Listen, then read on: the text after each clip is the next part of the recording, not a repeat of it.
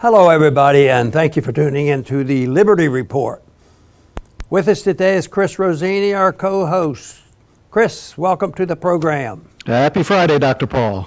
Good. We generally talk about economic policies and monetary policy, sometimes gold and all these things on Friday. So Friday, for me, is a special day because it's a subject that I've looked at and studied and wondered about it and impressed by the significance of monetary policy for a long time. But it was very significant this week. Gold prices going up, even cryptocurrencies, they're going up. Stocks, not so good. Stocks are down. But one thing for sure is it's a very, very nervous market. And with the way gold is going against the stocks, it reminds me of our partners in the gold business, and that's, the Birch Gold. We partner with them, and they have a program and help us out with our program. And if anybody would like to get in touch with Birch Gold, because they have some information that they're willing to pass along if you want to learn more about investing in gold, they have advice about this. So what you do is you take a look at that number on the screen. It says Ron 989898. And you'll get in touch with Birch. They'll send the information. It doesn't cost. It invites you to look and study and see if you want to follow up on that. But it is important in a week like this. A lot of people are thinking about it. Even I, who think I thought about this for many, many years, trying to have a little bit in savings, a little bit in cash, a little bit in gold, nothing in stocks, and all. I still get to the point where I sort of wished I didn't have, too much just on savings. Days like this, it's terrible because, what we're talking about today, or basically why people are nervous, is how much of the deposits are going to be insured. People are very nervous about that, and there's a lot of hustling around there. But if we go by the government's promises, no sweat. The FDIC there is to help us. They claim anybody that's been insured for a deposit has never lost a penny. And they came into existence in 1933. Well, I think that figure is fudged a little bit, just like they're going to take care of everybody's deposit and guarantee it. There's always a catch to that. And this is the reason why, knowing more about the financial system and what to do with gold is very important. So once again, the number, if you want to get in touch with Birch Gold and get some information, that's text Ron 989898. And Chris, why don't we start off with seeing how much reassurance you can give us and tell us, oh, Ron, you're worrying it too much. I checked into it, and the numbers aren't all that bad. I think they can handle it all right. Chris. I have some bad news, Dr. Paul. Oh, a friend of mine tweeted recently that, there are $9 trillion in deposits, and the FDIC has $125 billion to cover it, which is about 1.4%. That's not going to cut it. We gave Ukraine $100 billion. Right. So basically, Ukraine is going to cover our deposits. It's imagine taking like $10,000 to a CEO, multimillionaire, and say, "Hey, buddy, you get in trouble, I got your back." I mean, he would laugh at you. Your $10,000 wouldn't even cover his shaving cream. So it's a false sense of security. But that, Dr. Paul, you mentioned 1933. That's New Deal stuff. There's another one called Social Security, which is another false sense of security. Because again, people think, "Oh, I put money into it. I hate to be the bearer of bad news, but there's no money sitting there.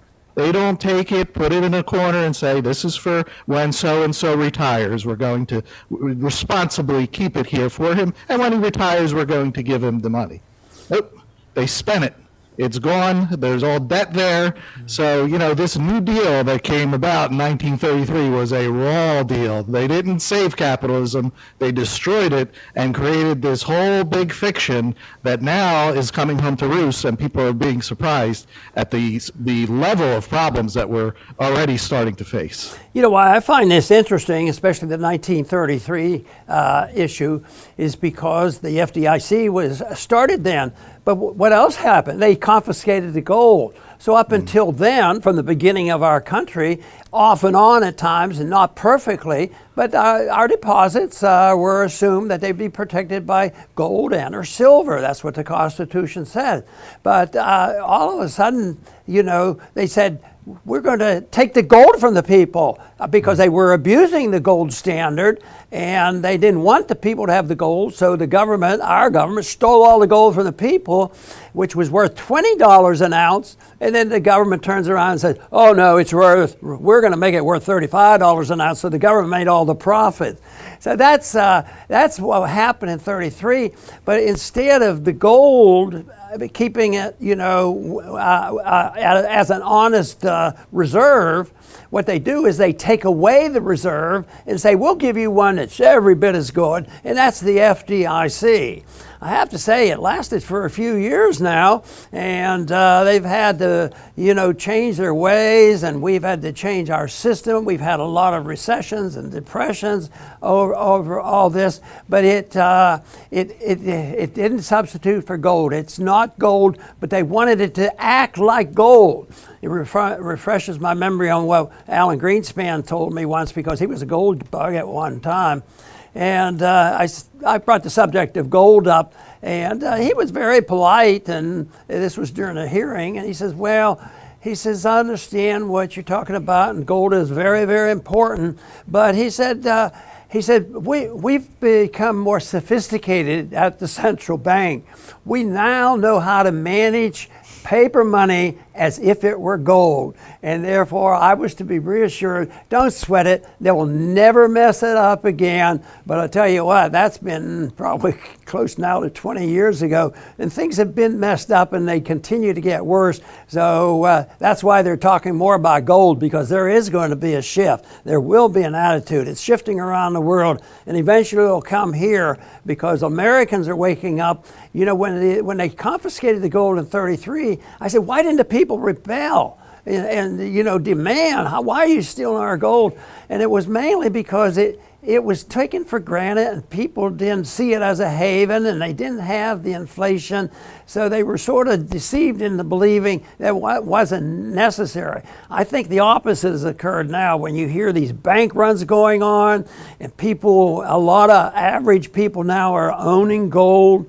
So there's going to be a lot more resistance to the government casually saying, oh yeah, what we want to do is make sure nobody has any gold. I think that would be a very dangerous thing to do for the government. Chris. Right, Dr. Paul. And, you know, we mentioned that the FDIC only covers a tiny, tiny fraction of deposits. Now, do they go around saying, you know, this isn't right, we better fix this before everything falls apart? No, we see in the media there are ideas to cover all deposits. I mean, it's insanity. It's almost like foreign policy. You know, we should not be messing with a nuclear power like Russia. Now, are they backing off? No, they want two nuclear powers, Russia and China. I mean, our government from top to bottom is messed up. And, you know, if that were to even happen, or if all deposits are insured somehow, which, you know, can't happen. But let's say it was, that would be an excuse for the most recklessness behavior imaginable. Nobody would have any consequences. The government insures everything. You know, so that's, you know, it's such a silly idea, but also, let's also think about what happened this week. Supposedly you were uninsured if you had more than 250,000. But we found out with that Silicon Valley Bank, no, they were declared a systemic risk. So now they had over 250,000 and they got bailed out. So now the whole 250,000, even though, you know, it was an illusion anyway, now it's just very arbitrary. They're going to decide whether or not to give you your money or not. I mean, this system is so rotten, and you know, that's why it's so important for sound money, for people to learn about sound money. It's so important to our society. You know, I think it's hard to figure out exactly what's going on or what the position is, because the position is that people are insured up to $250,000, and yet people, I've never run into somebody who said, boy, you know, the last go around with this has happened several times in the last 25 years, but there's nobody's come up and said, you know, they gave me $250,000 and they wouldn't give me the rest of the $50,000. So I think people do get bailed out as they bail out the banks, but the one thing that they rely on is the fact that the insurance can be ignored, the numbers can be ignored, because that is not the decider on how much they can pass out. The decider is a computer. And if they decide they're going to just, you know, just print more money through a computer, you know, they're going to bail them out. But that is puts the government and the FDIC and the Federal Reserve between the rock and a hard place, because if they say we're going to bail out everything, don't sweat it, which some of them have said. I mean, that's going to. So, okay, I guess I can get by. But then it's going to panic people like what you suggest, Chris. Somebody's going to say, that's impossible. You can't do that. So I think no matter, they are between the rock and the hard place. Because if they bail them out, it's going to be bad. If they don't bail them out, it's going to be bad. And but they're going to do something. But I have over the years always, you know, assumed and taken the position that the government is not going to give up on their effort to print enough money, because I think Bernanke said it the way he felt and the bankers feel. They said there's no problem if there's any deflation and there's liquidation of debt and the shrinkage in a deflationary period. He says we can always inflate, even if we have to use helicopters to drop the money on the people. But you know, I thought about that when COVID hit. That, in a way, was the helicopters were running. Can you imagine how many trillions of dollars were passed out? And they tided it over. It's just that anybody thinking about this have to realize that this is going to be short-lived. I think each one is worse than the last one. This is a bad one, and there's more money involved. The debt that we're dealing with is $32 trillion, and it's going to grow exponentially. So this is not going to end easily, because the people cannot be reassured. There will be a lot of hope and a lot of promises by the politicians, but this is a sign that we are getting closer and closer to the liquidation and the destruction of the value of the dollar and the use of the dollar as a reserve currency. I still don't take the position next week it's going to happen and everybody's going to use the yuan and different other currencies. They're starting to use it, but the magic of a yuan, of everybody adjusting to it, it may happen. It can happen because the foundation is so fragile. It can go. But it's just that we have been building on this, because if we patch this together and think it, you know, looks like it's working for a couple more years, it just makes a bigger bubble. Instead of $32 trillion, you're going to have $64 trillion. And, you know, there's the theme that the national debt doubles every 8 years, but it can double faster than if it needs to. If there's runaway inflationary pressure, it could double in 4 years instead of 8. So that's what we're facing, and that is why, well, that's an economic thing. Everybody has to worry about that. But the big thing is what's it going to do to the political system that we have now that we are living in a woke culture that doesn't even understand what truth is, what we should do, what the Constitution says. And if you put the political crisis and then you have to feed some of this cash continuously into a group of people, now there's a coalition. You know, we work on a coalition of progressives and libertarian types to be opposed to the Ukrainian war. But there's a new one that's coming up, because it just is disgusting to see some decent progressive Democrats and progressive independents that have taken the position that we shouldn't be feeding the military-industrial complex. But they're gun-ho over this, and guess what? It's some of those Republicans who are hateful toward Trump and said they're in coalition with these Democrats. So there's still a bunch of people out there. The one only good sign I think I see is that some of the Republican people are sending a message, and I think that's why one of the candidates this week changed his position on Ukraine. But the pressure is there. Those are good signs, and we look for those. But the bad sign is that this is incestuous. It's designed. It's totally dependent. We've been doing it for too long. We really declared bankruptcy in 1933 when we took away the gold. We took the gold away from the foreign people who were qualified for it in 1971. And we have a fiat currency. There's no reason to trust the currency. So we're struggling to preserve this currency that can't be savable.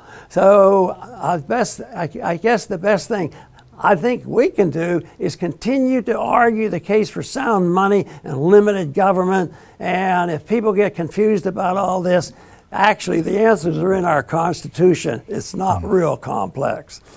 Excellent, Dr. Paul. I will finish up first by thanking everyone. Our traffic has been going up steadily on Rumble, our podcasts, and it makes us feel good that maybe what we're saying here has some value.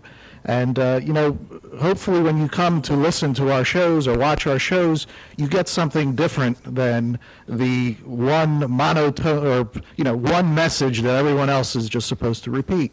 You come here and you find out that recessions are actually a cure to the Fed money printing, even though it's treated as a horror. Well, here's another truth that is not easy to accept, and definitely not widespread opinion. It's bank runs. Bank runs reveal the truth about the situation. They reveal a unsound, fraudulent lie. I'm not saying I would ever want to be a part of one, but I may be. My bank, I don't know every aspect of what they're doing. But there's things you can do. You don't have to keep all your money in the bank. You don't have to keep it all in one bank. But if a bank run occurs, the truth is being revealed about your bank. And what do the authorities and the media and everyone squash it fast? They do not want the truth to come out. We just went through this with COVID. They do not want the truth, or January 6th. They don't want the truth about anything coming out. And, the FDIC plays a big part in creating this illusion because you think that you're insured. And that lets you off the hook. You don't have to pay attention to your bank. The government's got it. But people pay attention to the most minute things. They'll pay attention to ingredients. They'll pay attention, what's this company doing? But when it comes to their money, their bank, they just let it go. And the FDIC was put in place to create that illusion.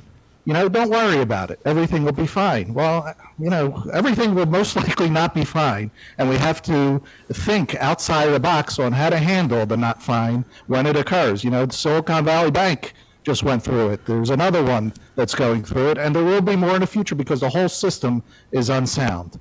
So, we'll keep giving the information as we can, trying to look for the truth, and thank you again for watching. Very, very good, Chris. And I'm glad you're emphasizing this whole issue of truth because I agree with you strongly. Because the run is the truth bursting out, and that is important. But we have a whole philosophy, this wokeism, and this whole contest we have with governments being taken over and the destruction of our republic is based on the fact that they have a philosophic position that people like us who believe that there is a truth and you can deal it. So inflation is a theft, it's fraud, it's deceitful, it's unconstitutional, and it doesn't follow a doctrine of law and order. So they do this, and they do this to make sure that people are deceived. So they want to hide the truth. And Chris, you're absolutely right on this. And the people that believe this as a philosophy are nihilists because they say, and they're not like, there's some are are aggressive and they become, the militant fascists, communists, and all this. But there are some that are just philosophic nihilists, and they study it and they say, and they're also atheists, but they say, there is no way to know about the truth. There's no way to know there is a higher law. And the thing of it is, if you study ancient history, even back a long time before even the 10 Commandments were written, people knew what the truth was. It's natural. The truth is known. But right now they're trying to live without the truth because it's inconvenient. And they want power. The people who really promote it, they want power and money. And now that the power is shaky and the money is shaky, the wealth is getting vulnerable, and the truth is bursting out. And this is, I think, if nothing else, if we can contribute to getting people to understand what the truth is, even just about the money issue, it's a big deal because money's been around for a long time, thousands of years. Even before he recorded history, they knew about gold being used as an exchange. And it's nothing new, but I tell you what, wokeism is new, and fiat money, of course, has been known in nature to a degree, but it's always been a failure. And right now we're facing it, and we have to know about the truth. And if the founders knew it, they understood the danger of the continental money, and they say that's wrong, you can't do it, no paper money. You have to have gold or silver as legal tender. But we have forgotten about that for a long, long time. And that takes the power away from the politicians, the people who say, all we have to do is manipulate the legislative branch and we can get what we want. And we don't even have to worry about collecting money. We'll pretend we're going to collect money, but they know they don't have to because they have this modern monetary theory. That's actually what they're following. That you don't have to have real wealth behind what we're doing, and you end up with a situation like we have now. If you don't have truth, you can't have much organization, and that is what I think is what's happening right now, is that the market screams out what the truth is, and we ought to listen to it. And I guess, Chris, maybe we ought to do a little bit more screaming out about what the real truth is. But I do want to thank everybody for tuning in today to the Liberty Report. Please come back soon.